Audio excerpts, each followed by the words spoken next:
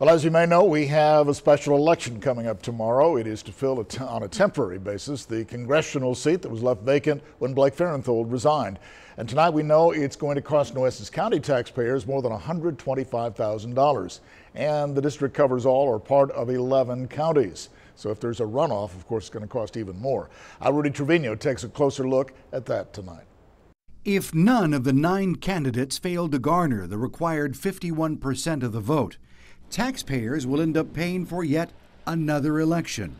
This to determine the winner of the top 2 vote-getters. And that election, too, will cost taxpayers. The cost comes from labor, from the workers. So it always depends on how many polling places we have, how many vote centers, how many early voting locations we have. Nueces County Clerk Kara Sands, who also oversees elections, says they try to cut costs wherever possible, such as holding early voting only during the week.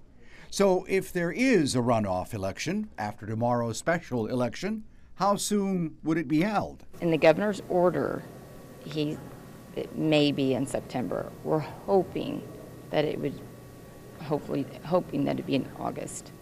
Because again, we have it in September, then turning around and getting ready for the general, and that, early voting for the general starts in October. Here's the real kicker of it all. The candidate who ultimately takes the temporary congressional seat could end up serving only a few weeks as a member of Congress with virtually little to no opportunity to help create legislation.